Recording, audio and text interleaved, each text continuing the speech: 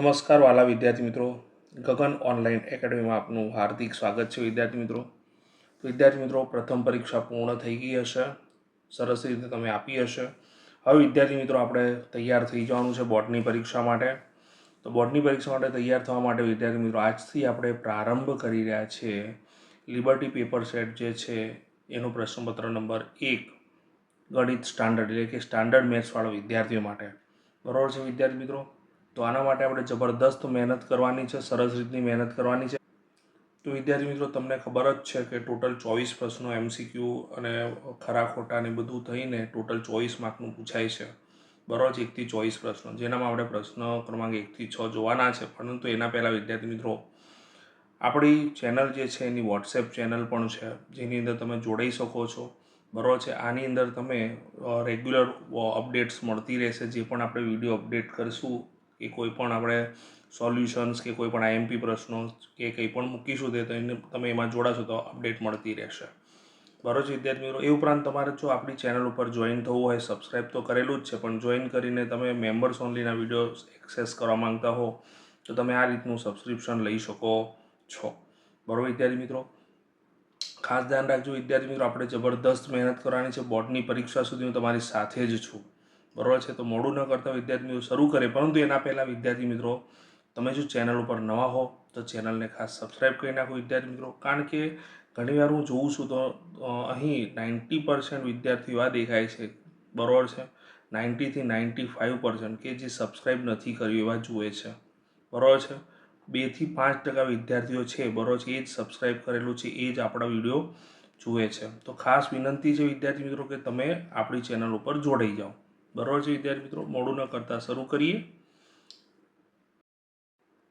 તો વિદ્યાર્થી મિત્રો આપણને પ્રશ્નમાં એવું આપેલું છે કે જો ગુસાઅ 96 કે બરોબર 4, એટલે એક સંખ્યા 96 છે અને બીજી સંખ્યા ખબર નથી આપણને, પણ એનો ગુસા 4 છે અને લસા 96 કે પ્રમાણે 96 એનો લસા છે. તો વિદ્યાર્થી મિત્રો એક સંખ્યા A બરોબર 96 છે, B બરોબર આપણા જોડે K છે, બરોબર છે, અને ગુસા AB આપણે વિચારીએ તો ગુસા આપણા જોડે કેટલો છે? યસ, ગુસા આપણા જોડે કેટલો છે? 4 છે. અને લસા આપણા જોડે AB પ્રમાણે શું છે? 96 છે. શું છે? 96. આપણે વિદ્યાર્થી મિત્રો જાણીએ છીએ કે ગુસા અને લસાનો ગુણાકાર આ બંને સંખ્યાના ગુણાકાર જેટલો થાય. આપણને બીજી સંખ્યા શોધવાની કીધી છે, એટલે B શોધવાનું કીધું છે. બરોબર છે, એટલે ગુસા ગુણ્યા લસા છેદમાં શું આવશે? બીજી સંખ્યા, એટલે કે શું આવશે? B, અરે સોરી, A આવશે. શું આવશે? A. તો ગુસા આપણા જોડે કેટલો છે? 4 છે વિદ્યાર્થી મિત્રો. લસા આપણા જોડે 96 આપેલો છે, બરોબર છે, અને આપણા જોડે સંખ્યા જે છે 96 છે. તો 96 ને વિદ્યાર્થી મિત્રો 96 વડે ભાગીએ તો 96 એકા 96 થશે. 0 0 થયો, 9 ઉતાર્યો પણ ભાગ ચાલે નહીં એટલે 0 મૂક્યો, ઉપરથી 6 ઉતર્યો, 96 એકા 96. તો વિદ્યાર્થી મિત્રો આપણા જોડે કેટલા આવ્યા? 96 એ છેદ ઉડે 101. તો 4 ગુણ્યા 101 વિદ્યાર્થી મિત્રો, એટલે 4 ગુણ્યા 101 એટલે શું થશે? 404 થશે. તો વિદ્યાર્થી મિત્રો ઓપ્શન નંબર C જે છે એ આપણા પ્રશ્નનો કરેક્ટ જવાબ થશે. ખ્યાલ આવ્યો કે નહીં? તો ઓપ્શન નંબર જે C છે એકદમ સાચો જવાબ છે વિદ્યાર્થી મિત્રો. નેક્સ્ટ પ્રશ્ન તરફ જઈશું વિદ્યાર્થી મિત્રો. તો વિદ્યાર્થી મિત્રો પ્રશ્નમાં એવું કીધું છે કે દ્વિઘાત બહુપદી 6x નો વર્ગ ઓછા 3 ઓછા 7x ના શૂન્ય આલ્ફા અને બીટા હોય તો 1/α + 1/β શોધો. તો સર્વપ્રથમ વિદ્યાર્થી મિત્રો અહીંયા જે બહુપદી આપી છે ને એ વ્યવસ્થિત ગોઠવેલી નથી, એટલે આપણે વ્યવસ્થિત ગોઠવીએ.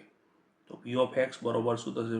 x2, 6x2, પછી x વાળું પદ એટલે 7x અને ઓછા 3.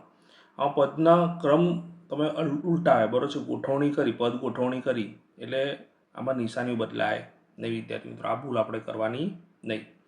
હવે આપણે અહીંયા વિદ્યાર્થી મિત્રો જુઓ, A બરોબર શું છે?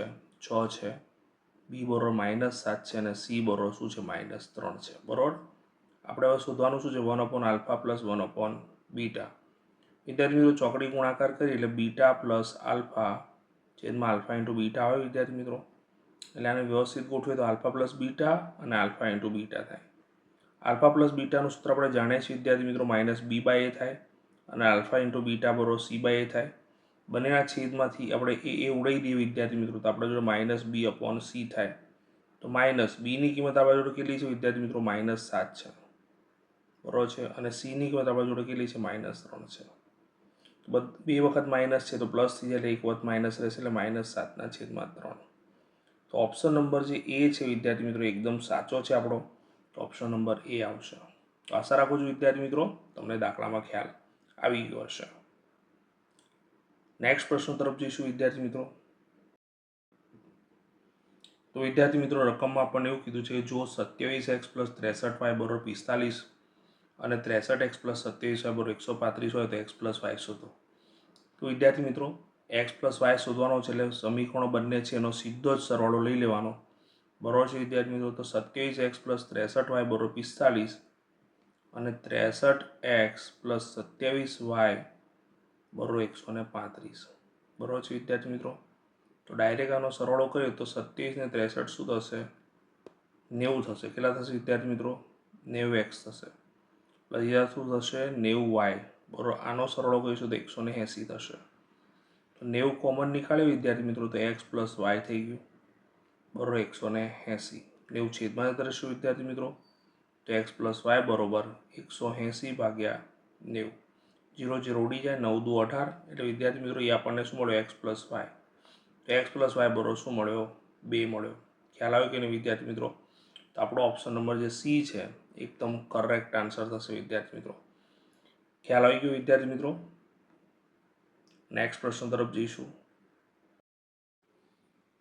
તો વિદ્યાર્થી મિત્રો પ્રશ્નમાં એવું કીધેલું છે કે જો સમીકરણ 2x² + 5x - k = 0 નું વિવેચક 81 હોય તો k બરોબર ખાલી જગ્યા થાય. તો વિદ્યાર્થી મિત્રો પ્રકરણ 4નો દાખલો છે આ. તો 2x² + 5x - k = 0 જે છે એનો વિવેચક આપણને આપી દીધો છે. તો વિવેચક તો આપણને કન્ફર્મ છે કે વિવેચક કેટલો છે? 81 છે. બરાબર છે. પરંતુ આપણે જાણીએ છીએ અહીંયા કે ભાઈ a બરોબર અને ax² + bx + c = 0 સાથે સરખાઈશું તો a બરોબર 2 મળશે, b બરોબર 5 મળશે અને c બરોબર -k મળશે. બરાબર છે વિદ્યાર્થી મિત્રો. અને વિવેચકનું સૂત્ર તો આપણે જાણીએ છીએ b² - 4ac. ના યાદ રહે તો લખી નાખજો વિદ્યાર્થી મિત્રો. b² - 4ac વિવેચકનું સૂત્ર છે. બરાબર. ઓકે. તો b ની કિંમત આપણા જોડે 5 છે એટલે 5નો વર્ગ લખ્યો. -4 a ની કિંમત આપણા જોડે 2 છે અને c ની કિંમત આપણા જોડે -k છે. બરાબર 81. 5નો વર્ગ 25 થશે, માઇનસ પ્લસ થશે, 4 દુ 8k બરોબર 81. 25 સામે જશે વિદ્યાર્થી મિત્રો. તો 8k બરોબર 81 - 25. વિદ્યાર્થી મિત્રો 81 માંથી 25 જાય, 81 માંથી આપણે 25 માઇનસ કરવા છે તો આપણે 10 લીધો અને કટ મારે એટલે 7 આવ્યો. 11 માંથી 5 જાય 6 અને 7 માંથી 2 જાય તો 5 તો 56 આવે. બરોબર છે વિદ્યાર્થી મિત્રો. તો k બરોબર 56/8. તો 8 સીતા 56 માટે જવાબ કેટલો આવશે? 7. તો કરેક્ટ આન્સર શું થયો વિદ્યાર્થી મિત્રો? Option number B. Option number B જે છે એ કરેક્ટ આન્સર થશે. નેક્સ્ટ પ્રશ્ન તરફ જઈશું વિદ્યાર્થી મિત્રો. જો વિદ્યાર્થી મિત્રો પ્રશ્નમાં પણ એવું કીધું છે કે વિધાન પી પ્રથમ n અયુગ્મ પ્રાકૃતિક સંખ્યાઓનો સરવાળો n² કહેવાય. વિધાન ક્યુ પ્રથમ n યુગ્મ પ્રાકૃતિક સંખ્યાઓનો સરવાળો n × n+1 છે. તો વિદ્યાર્થી મિત્રો આના માટે આપણે થોડીક હિન્ટ વાપરીએ, એક સિમ્પલ ટેકનિક વાપરીએ. બરાબર છે, ધ્યાન રાખજો. તો પ્રથમ n તો આપણે પ્રથમ 3 જ લઈશું. બરાબર. પ્રથમ 3 પ્રાકૃતિક સંખ્યાની વાત કરીએ. બરાબર છે. તો પ્રાકૃતિક સંખ્યા 1 2 ને 3 થઈ. તો આનો સરવાળો કેટલો થાય મને એવું કહો. તો 1 ને 2 3, 3 ને 3 6 થયા. બરાબર છે. તો 6 જે સોરી પ્રથમ n અયુગ્મ કીધી છે. તો 1 3 અને 5 લીધા. બરાબર છે. તો 5 ને 3 8 ને 1 9 થયા. તો 9 એ 3નો વર્ગ થયો વિદ્યાર્થી મિત્રો. એટલે સ્વાભાવિક છે 3 સંખ્યા પ્રમાણે 3નો વર્ગ આવ્યો તો n સંખ્યા પ્રમાણે શું આવશે? n². એટલે વિધાન પી તો સાચું છે, એ નક્કી છે. પી શું છે? સાચું છે. બરાબર છે. હવે આપણે આગળ વધીએ. બીજું, પ્રથમ n યુગ્મ પ્રાકૃતિક સંખ્યા એટલે યુગ્મ એટલે 2 4 અને 6. તો આનો સરવાળો કેટલો થાય વિદ્યાર્થી મિત્રો એ જોઈએ. તો 6 અને 4 ધ્યાન રાખજો 3 સંખ્યાઓ લીધેલી છે આપણે. બરાબર છે. 2 ને 4 6, 6 અને 6 12. બરાબર છે. 12 આવે. હવે n × n+1 પ્રમાણે જોવા જઈએ તો અહીંયા 3 છે અને અહીંયા 3 + 1 છે. તો 3 × 3 ને 1 4 એટલે કેટલો આવે? 12 આવ્યો. તો 12 આવે છે. તો ક્યુ પણ સાચું છે વિદ્યાર્થી મિત્રો. આ એક સિમ્પલ ટેકનિક મેં તમને બતાવી ખબર પડી રહી છે વિદ્યાર્થી મિત્રો? સિમ્પલ ટેકનિકનો મતલબ શું, તમારે ગોખવાની જરૂર ના પડે કે ભાઈ અયુગ્મ માટે n² અને યુગ્મ માટે n×n+1, બરાબર છે? તો આ પ્રમાણે તમે રફલી વિચારી શકો છો અને બંને વિધાન સાચા છે વિદ્યાર્થી મિત્રો. એટલે ઓપ્શન નંબર જે સી છે એ તમારો એકદમ કરેક્ટ જવાબ થાય, ઓપ્શન નંબર સી. તો જવાબની અંદર આવશે ઓપ્શન સી. તો ખાસ યાદ રાખજો વિદ્યાર્થી મિત્રો, આ ટેકનિકથી પણ તમે કરી શકો. અને જો તમને યાદ રહી ગયેલું હોય કે યુગ્મ પ્રાકૃતિક સંખ્યાનો સરવાળો n² છે અને યુગ્મ પ્રાકૃતિક સંખ્યાનો સરવાળો n² + n એટલે કે n×n+1 છે, તો ચેપ્ટર 5 પ્રમાણે તમને આટલું યાદ રહી ગયું હોય તો ચાલી શકે. તો પછી તમે ડાયરેક્ટ કરી શકો. બાકી તમને યાદ ના રહેલું અને કન્ફ્યુઝન હોય તો તમે આ રીતે એક ઉદાહરણ લઈને કરી શકો છો. નેક્સ્ટ પ્રશ્ન તરફ જઈશું વિદ્યાર્થી મિત્રો. તો વિદ્યાર્થી મિત્રો, રકમમાં પણ એવું કીધેલું છે, સમલંબ ચતુષ્કોણ PQRSમાં PQ સમાંતર RS છે તથા PR અને QS બિંદુઓમાં છેદે છે. તો આપણને આ માહિતી આપેલી છે, એના પ્રમાણે OS શોધવાનું. તો વિદ્યાર્થી મિત્રો, માહિતીના આધારે આકૃતિ કંઈક આ પ્રમાણે બને કે PQ અને RS સમાંતર લીધા છે, બંને વિકર્ણો એકબીજાને O બિંદુમાં છેદે છે, OP બરોબર 6 છે, OQ બરોબર 9 છે, OR બરોબર 8 છે, તો OS આપણે શોધવાના છે. તો આના માટે વિદ્યાર્થી મિત્રો યાદ રાખવાનું છે તમારે,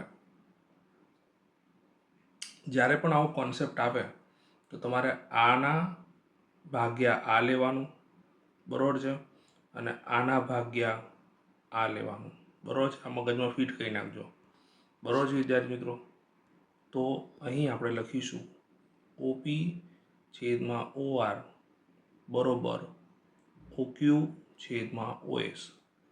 OPની કિંમત 6 છે, ORની કિંમત 8 છે, OQની કિંમત આપણને ખબર છે 9 અને છેદમાં OS, બરોબર વિદ્યાર્થી. 2 તરી 6 અને 2 ચોક 8. OS સામે જ હશે, 3 છેદમાં આવશે અને 4 અહીંયા જતા રહેશે. OS બરોબર શું થશે? 9 × 4/3. તો 3 તરી 9 વિદ્યાર્થી મિત્રો. તો 3 ચોક 12 થશે. એટલે જવાબ કયો આવશે? ઓપ્શન નંબર બી જે છે એ વિદ્યાર્થી મિત્રો એકદમ કરેક્ટ આન્સર છે. તો આશા રાખું છું વિદ્યાર્થી મિત્રો તમને બધા વિકલ્પોની અંદર ખબર પડી ગઈ હશે. ચેનલ પર વિદ્યાર્થી મિત્રો નવા હોય તો ચેનલને ખાસ સબસ્ક્રાઈબ કરી નાખજો. તમારા માટે બેક ટુ બેક સોલ્યુશન લાવવાનું જ છું. ઓકે વિદ્યાર્થી મિત્રો, સેક્શન એની અંદર આપણે આજે MCQ સોલ્વ કર્યા, બરોબર છે.